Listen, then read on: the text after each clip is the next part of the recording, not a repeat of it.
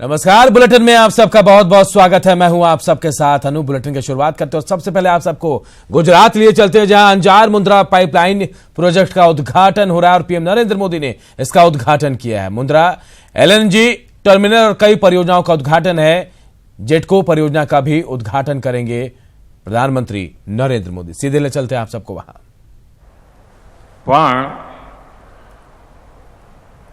कदाच हूं ज भाग्यवान छूं कि जेने तीजा एलएनजी टर्मिनलना उद्घाटनનો મોકો મળે છે।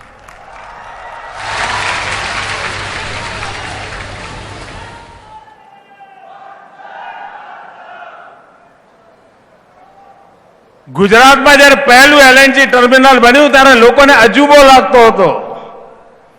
જોત જોતામાં 3 એલએનજી ટર્મિનલ બની ગયા અને ચોથું પણ बनवानी दिशा में आगळ जई रह्यु छे। एक प्रकारे गुजरात समग्र देश माटे एलएनजी माटे गेटवे, एलएनजी माटे हब अने देशनी ऊर्जानुं धबकतुं केंद्र बनी गयुं छे। मुंगेर के बरदा और उसके आसपास के इलाकों में अब भी पुलिस AK-47 की तलाश में लगी है। शनिवार को बरदा गांव से पुलिस ने कुआं से AK-47 के कुछ पार्ट्स बरामद किए, लेकिन बड़ा सवाल है कि आखिर कहां है तस्करी कर लाए गए बाकी AK-47। मुंगेर में अब भी AK-47 की तलाश। अब तक 20 AK-47 बरामद, लेकिन बड़ा सवाल कहां है बाकी बचे तस्करी के हथियार।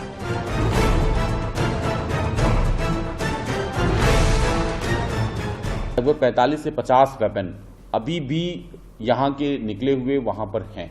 ये किनके पास हैं और कौन लोग इनको यूज कर रहे हैं, किस इरादे से यूज कर रहे हैं, निश्चित तौर पे वो हमारे लिए चैलेंज है। जी हां, यही तो बड़ा सवाल है। जबलपुर से तस्करी कर मुंगेर लाए गए बाकी के AK-47 कहां है? इस सवाल का जवाब तलाशने के लिए मुंगेर पुलिस बरदा गांव और उसके आसपास के इलाकों में कुओं का पानी छान रही है, जमीन से मिट्टी खोद रही है।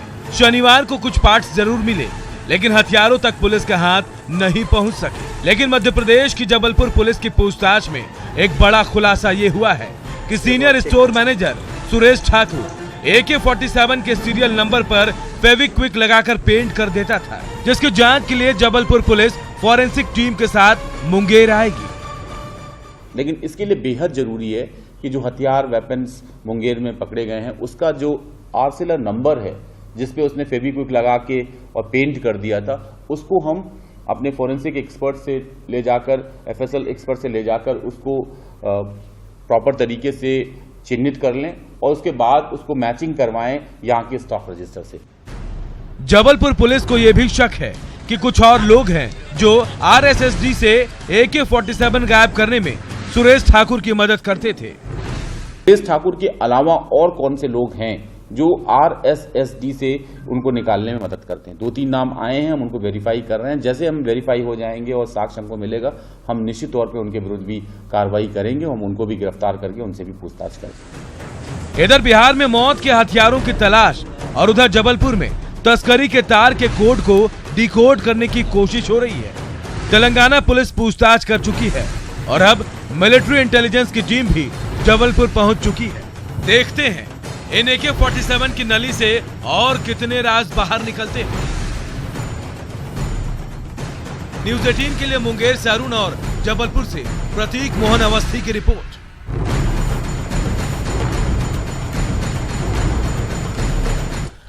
और जम्मू से एक बड़ी खबर इस वक्त आ रही है, जहां अंजन नदी में डूबकर 2 लोगों की मौत हो गई, जबकि एक को गांव वालों ने बचा लिया। तीनों मजार घाट पर नहाने गए थे और तभी यह हादसा हो गया। मृतक खैरा के भानपुर के रहने वाले बताए जा रहे हैं।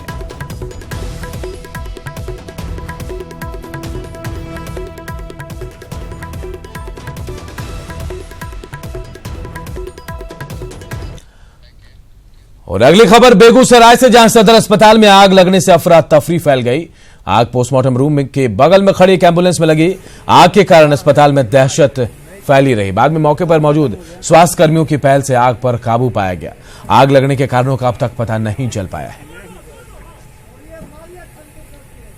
तो तस्वीरों में भी आप देखिए कि कैसे बेगूसराय में सदर अस्पताल के बगल में खड़ी एम्बुलेंस में आग लगी और अफरा तफरी मच गई। पोस्टमार्टम रूम के बगल में यह एम्बुलेंस खड़ी थी और कैसे आग लगी इसका खुलासा अब तक नहीं हो पाया, लेकिन जब तक आग बुझी नहीं तब तक मौके पर काफी अफरा तफरी मची रही। पटना के रामकृष्णा नगर में लगी भीषण आग, बिल्डिंग में आग लगी और मौके पर अफरा तफरी मची है। आग बुझाने में दमकल की गाड़ियों को भी लगाया गया। तो पटना से बड़ी खबर, जहां बिल्डिंग में आग लगी है और अफरा तफरी मची हुई, दमकल की गाड़ियों को आग बुझाने के लिए यहां बुलाया गया। पटना के रामकृष्ण नगर की घटना, जहां भीषण आग लगी है, दमकल की गाड़ियां आग बुझाने में जुटी हैं और एक बिल्डिंग में आग लगी है और इस आगजनी से अफरा तफरी मची हुई। इधर सहरसा में मानवता को शर्मसार करने वाली एक घटना सामने आई है। यहां एक परिवार को शव ले जाने के लिए एम्बुलेंस की सुविधा नहीं दी गई।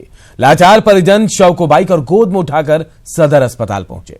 बताया जा रहा है कि कनरिया ओपी के धनपुरा गांव में नदी में नहाने के दौरान 12 साल के बच्चे की मौत हो गई, जिसके बाद कनरिया ओपी ने सदर अस्पताल बच्चे के शव को पोस्टमार्टम के लिए भेजा, लेकिन एम्बुलेंस मुहैया नहीं कराया गया। हम लोग मोटरसाइकिल से लेकर आए हैं, मोटरसाइकिल से लेकर जा रहे हैं। क्या हुआ था बच्चे का? बच्चा नदी में डूब गया। एम्बुलेंस नहीं दिया? एम्बुलेंस हम लोग एम्बुलेंस नहीं दिया। उधर से क्या चीज़ से मोटरसाइकिल से लेकर आए? हाँ। अभी इधर से फिर कैसे ले जाइएगा? ऐसे ले जाएंगे, हमारे पास इतना पैसे नहीं है सर जी, हम ले जाएंगे नहीं, कुछ नहीं है। तो फिर मोटरसाइकिल से ही ले जाइएगा? हाँ, फिर मोटरसाइकिल से ले जाएंगे। औरंगाबाद में 24 सितंबर से लापता डीएवी के छात्र राहुल का अभी तक कोई सुराग नहीं मिला है। परिजनों ने इसकी पुलिस को सूचना भी दी, लेकिन पुलिस ने राहुल को ढूंढने में कोई दिलचस्पी नहीं दिखाई। थकार कर राहुल के पिता ने एसपी से गुहार लगाई है। आवेदन 25 तारीख से पुलिस से भी कोई कार्रवाई नहीं कर रही है। एसडी कोर्ट गए, वहां पर भी बोला तो बोले शाम तक आएंगे, अभी तक अभी कोई सूचना नहीं है। मेरा बेटा सोमवार से गायब है, अभी तक कोई सुराग नहीं मिला है। मैं थाना पर गया, अभी तक एफआईआर दर्ज नहीं हुआ। मेरे थाना से कोई रिस्पांस नहीं मिल रही है। लास्ट में मैं एसपी साहब के यहाँ आज आवेदन दिए तो एसपी साहब ने बोले कि ठीक है आप जाइए, आगे आपका काम हो रहा है। नालंदा के दीपनगर में आज सुबह अवैध संबंध का विरोध करने पर पत्नी ने पति की गला दबाकर हत्या कर दी। आरोपी पत्नी को पुलिस ने गिरफ्तार कर लिया और उससे पूछताछ की जा रही है। मृतक के पिता ने बताया कि इसी साल अप्रैल में बेटे की शादी हुई थी, लेकिन पति पत्नी में विवाद हमेशा होता रहता था। घटना लोग बता रहा है जी गलत आपको इसका हत्या किया गया। मतलब क्या इसमें क्या जांच के उपरांत क्या पता चल रहा है? अभी तक गला में काला ऐसी लग रहा है, लगता है कि हत्या किया गया है गला दबाकर। और अगर आपको बिना डिग्री के डॉक्टर बनना है तो सुपौल आ जाइए, क्योंकि यहां बिना डिग्री के डॉक्टरों की फौज है जो धड़ल्ले से इलाज कर रही है और कोई ने रोकने टोकने वाला भी नहीं।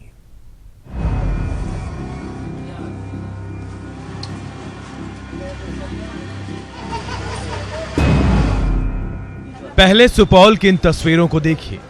दवा की दुकान और दुकान पर बैठकर मरीजों का इलाज करते डॉक्टर साहब। पता है आपको, ये सभी झोला छाप डॉक्टर हैं, या कहिए कि फर्जी डॉक्टर हैं, क्योंकि ना तो इनके पास डिग्री है और ना ही इन्होंने कहीं से पढ़ाई की, लेकिन इलाज धड़ल्ले से करते हैं। अब इनको ही देख लीजिए। नाम है फकी ठाकुर। मुख्यालय से महज 5 किलोमीटर की दूरी पर बसबिट्टी में इनका क्लिनिक है, लेकिन डॉक्टर साहब को ये नहीं पता कि इनकी डिग्री किस संस्थान की है।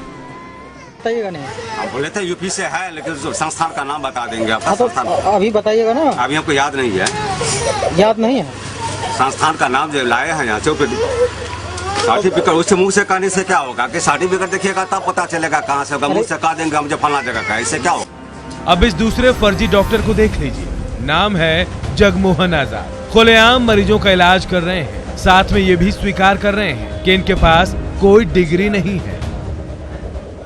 डिग्री और कुछ नहीं, ग्रामीण के आधार पर जो है ना, आप गांव घर है, देहात है, तो उसमें जो है मान लीजिए कोई अभी बाढ़ से पीड़ित है, आया गया, कोई माथा दर्द, किसी का हाथ कट गया, तो प्राथमिक उपचार हो जाता है। इस तीसरे शख्स को देख लीजिए, नाम है मुकेश कुमार। दवा की दुकान में थर्मामीटर लगाकर मरीज का बुखार चेक कर रहे हैं, पर्ची पर दवा लिख रहे हैं, लेकिन कैमरा देखते ही इनकी डॉक्टरी गायब हो गई। देखिए कि आपको लिख भी रहे थे, पेशेंट की देख भी रहे हैं। पेशेंट देख नहीं रहे हैं, जो भी आता है उसको देते हैं और बताते हैं। खुलेआम फर्जी डॉक्टरों की मंडी सजती है, इलाज होता है, दवा दी जाती है और सिविल सर्जन साहब अभी आश्वासन और ट्रेनिंग तक ही अटके हुए हैं। और वो मेरा कैंप शुरू हो गया है और उसी कैंप में उन लोगों को 6 महीना का ट्रेनिंग है। ट्रेनिंग देने के बाद उन लोगों को परीक्षा लेकर के उनको एक RMP का सर्टिफिकेट दिया जाएगा, यही बात है। तब वो परमानेंट हो जाएंगे तो वो काम कर सकते हैं। लेकिन विशेष हो रहा था डॉक्टर जो नर्सिंग होम खुले हुए हैं और या अवैध काम करते हैं, उनको नहीं बख्शा जाएगा। अरे सिविल सर्जन साहब, अब कब तक होगा? हो रहा है और होने वाला है कि राग अलापेंगे। क्या कार्रवाई तब करेंगे जब ये फर्जी डॉक्टर किसी की जान ले लेंगे। न्यूज़ 18 के लिए सुपौल से अभिषेक मिश्रा की रिपोर्ट। उधर मोतिहारी के डुमरिया घाट में एक टीचर की घिनौनी हरकत सामने आई है। कोचिंग में पढ़ने गई 8 साल की छात्रा के साथ टीचर ने पहले दुष्कर्म किया और फिर उसकी हत्या करने की कोशिश की। पुलिस ने आरोपी टीचर को गिरफ्तार कर लिया, तो वहीं छात्रा का मेडिकल जांच कराया जा रहा है। वहीं घटना के बाद लोगों में काफी नाराजगी देखी जा रही है। तो पढ़ाने के क्रम में उसके साथ बलात्कार किया, बलात्कार कर वहाँ से जब रोने लगी, भागने लगी, जाके अपने घर पर बताई, तब उसमें लोगों के द्वारा पुलिस को सूचना दी गई। पुलिस इसके पीछा करके पता लगाते हुए इसको गिरफ्तार किया गया है। गिरफ्तार करके उसमें पॉस्को एक्ट और बलात्कार के धारा के तहत काम दर्ज किया गया है। सासाराम रेलवे स्टेशन पर लोहार विकास मंच के बैनर तले लोहार जाति के लोगों ने विरोध प्रदर्शन किया। भभुआ पटना इंटरसिटी ट्रेन को घंटों इन्होंने रोके भी रखा। इन लोगों की मांग थी कि जनजातीय मंत्रालय की ओर से जो अधिसूचना जारी की गई है उसमें लोहार जाति को लोहरा कर दिया गया है। इसकी वजह से इन्हें जनजाति को मिलने वाला लाभ नहीं मिल रहा। बिहार के जो लोहार हैं 6/9/1950 से अनुसूचित जनजाति में है। जो 1950 में ये HARA लीग का लोहार को अनुसूचित जनजाति का आरक्षण मिला था, जो 2006 तक लोहार था, मगर एक्ट 48/2006 में इसको देवनागरी में लोहारा कर दिया गया। अब ये लोहारा लिखा जो एक्ट 48/2006 था, इसको एक्ट 23/2016 से रिपील करके समाप्त कर दिया गया। मगर 2 बरस हो गए, 2 बरस में हमारा नोटिफिकेशन जो है अभी तक ले नहीं किया गया।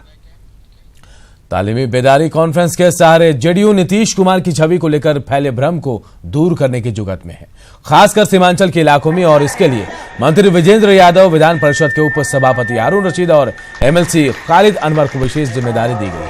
लेकिन कटिहार के सालमारी में आयोजित कॉन्फ्रेंस में ऊर्जा मंत्री विजेंद्र यादव ने टोपी न पहनकर भ्रम की स्थिति को और गहरा दिया। इसको लेकर जनचेतना मंच के लोगों ने सवाल खड़े किए और जेडीयू पर बीजेपी के रास्ते पर चलने का आरोप लगाया।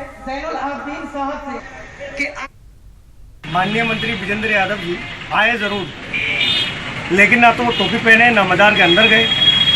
ये कैसी राजनीति है? बीजेपी RSS के एजेंडे पर जदयू चल रही है। क्या वजह था? पहने नहीं, वो हाथ में ले लिए, इसको कोई बड़ी बात नहीं है। ये टोपी पहनना, अगर नहीं पहनना होता तो जो गमछा दिए वो तो स्वीकार किए और सब लोग उत्साहित हैं मंत्री जी के आने से। लेकिन जबकि आप टोपी पहनाए, मंत्री जी को टोपी पहनने से इनकार किए। इनकार नहीं किए, वो स्वीकार किए, वो हाथ में लिए। तो नीतीश कुमार की छवि को बदलने की कोशिश की जा रही है, जो भ्रम आम लोगों में फैला हुआ है उसे बदलने की कोशिश की जा रही है। तालीमी बेदारी कॉन्फ्रेंस के सारे जेडीयू जो है नीतीश कुमार की छवि को लेकर जो भ्रम फैला उसे दूर करने की कोशिश कर रही है, लेकिन यहां थोड़ा उलट असर देखने को मिला है। कटिहार के सालमरी में आयोजित कॉन्फ्रेंस में ऊर्जा मंत्री विजेंद्र यादव ने टोपी ना पहनकर भ्रम की स्थिति को और ज्यादा गहरा कर दिया। हालांकि इसको लेकर जनचेतना मंच के लोग सवाल खड़े कर रहे हैं। तस्वीरों में भी हम आपको दिखा रहे हैं कि तमाम लोग वहां मौजूद है, तमाम लोग टोपी भी पहन रहे हैं, लेकिन जिसकी जिम्मेदारी जेडीयू ने अपने नेता विजेंद्र यादव को सौंपी है, उनकी तस्वीर देखिए, उन्होंने टोपी पहनने से मना कर दिया। क्यों, ये कोई नहीं जानता है, लेकिन इस टोपी ना पहनने के वाकये ने कई सवाल खड़े कर दिए और सवाल जन चेतना मंच के लोगों ने भी खड़े किए हैं और ये कहा कि जेडीयू जो है बीजेपी की राह पर ही चल रही है। तो देखिए तस्वीरों में आपको दिखा रहे एक्सक्लूसिव तस्वीरें हैं। ऊर्जा मंत्री विजेंद्र यादव यहां हैं, लेकिन टोपी पहनने से इन्होंने इनकार कर दिया। तालीमी बेदारी कॉन्फ्रेंस जो एक तरह से कह सकते हैं कि जेडीयू सुप्रीमो नीतीश कुमार की छवि को लेकर जो भ्रम फैला उसे दूर करने की कोशिश की जा रही थी इस कॉन्फ्रेंस के जरिए, और इसकी जिम्मेदारी विजेंद्र यादव को दी गई थी, लेकिन यहां उन्होंने टोपी ना पहनकर और इस भ्रम की स्थिति को गहरा कर दिया है। कांग्रेस के राष्ट्रीय अध्यक्ष राहुल गांधी को केंद्रीय मंत्री अश्विनी चौबे ने अपने निशाने पर लिया। मंत्री ने पीएम मोदी की तुलना आसमान से की और राहुल गांधी को आसमान पर ना थूकने की नसीहत दी। मंत्री ने कहा कि आसमान पर थूकने से पहले अपने सिर को ढकना चाहिए। देश के अंदर में थूक फेंकने वाले को चाहिए कि वो अपने माथा को देखे कि थूक कहाँ गिरेगा। आकाश है, नरेंद्र भाई मोदी गगन के रूप में गगना करम, गगन का आकार गगन के जैसा। थूक फेंकने के पहले अपने सर को देखो कि थूक कहाँ गिरेगा। यानी कि राहुल गांधी अपने सर को देखेंगे। अब जो देखना हो देखो। और पीएम के मन की बात को पटना में भी सुना गया। डिप्टी सीएम सुशील मोदी, मंत्री रामकृपाल यादव सहित कई नेताओं और कार्यकर्ताओं के साथ साथ आम लोगों ने भी इस कार्यक्रम को सुना। डिप्टी सीएम सुशील मोदी ने कहा कि पीएम ने मन की बात में सेना के पराक्रम की चर्चा की, जो खुशी की बात है। साथ ही गांधी जयंती से पहले पीएम की अपील पर उन्होंने बिहार वासियों से कम एक खादी का कपड़ा खरीदने की अपील की है। आदरणीय प्रधानमंत्री जी ने आज के मन की बात में सेना, एयरफोर्स, नेवी, उसके पराक्रम की चर्चा की है और खास करके गांधी जयंती 2 अक्टूबर को गांधी जयंती आ रही है। बिहार में भी बड़े पैमाने पर कार्यक्रम मनाया जा रहा है। मैं भी प्रधानमंत्री की बात का समर्थन करते हुए बिहार के लोगों से अपील करूंगा कि गांधी जयंती के अवसर पर और इस दौरान लोगों को खादी का एक न एक कपड़ा या वस्त्र और जरूर खरीदना चाहिए। पीएम मोदी के मन की बात कार्यक्रम पर कांग्रेस और आरजेडी ने भी एक साथ निशाना साधा है। कांग्रेस ने कहा कि पीएम को जनता के बीच मन की बात भी जानने की कोशिश करनी चाहिए, तो वहीं आरजेडी ने कहा कि केंद्र सरकार को आज शर्मनाक दिवस मनाना चाहिए। मन की क्या बात हमारा, अगर वो मर्द हैं, विद्वान हैं, प्रौढ़ हैं, तो हमारे मन में क्या बात है वो हमको बतावे, तब ना मन की बात हुई। अपनी मन की बात समझा रहे हो तो अपने मन में तो है ही कि हम दोबारे नहीं, जब तक जीवित रहे तब तक 24,000 सेठ ड्रेस लेकर के देश का प्रधानमंत्री बने रहे। यूरोप, इंग्लैंड, अनेक देशों का भ्रमण कर उसका मौज उड़ाते रहे। मन की बात तो ये है। तो ये कौन सा इनका मन की बात है?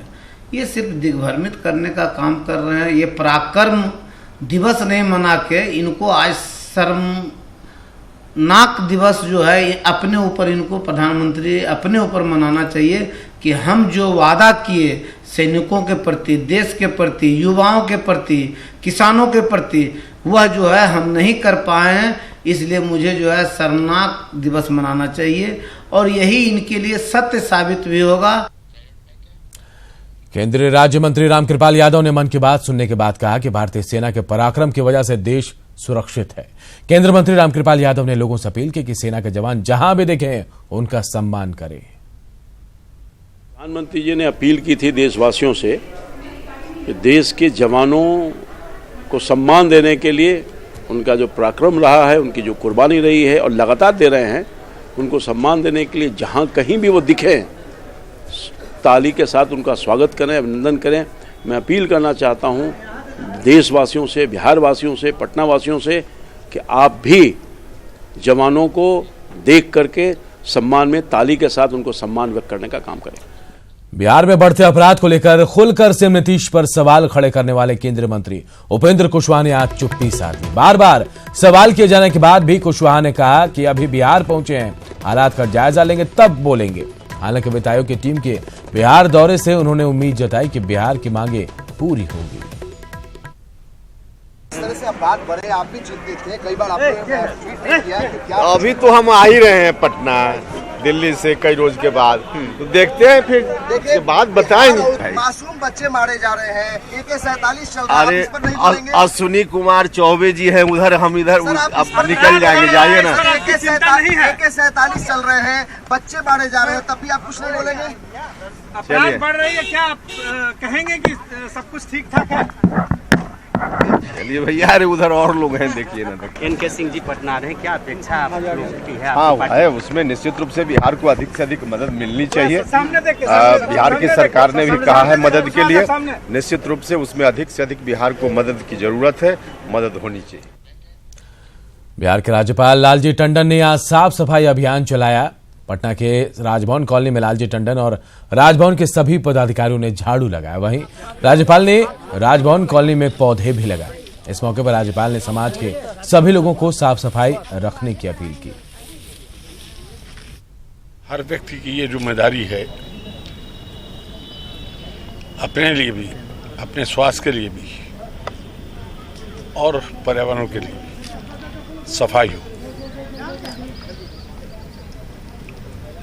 इस समय देश में एक आंदोलन सा बन गया है सफाई, उसके लिए जागृति पैदा हो।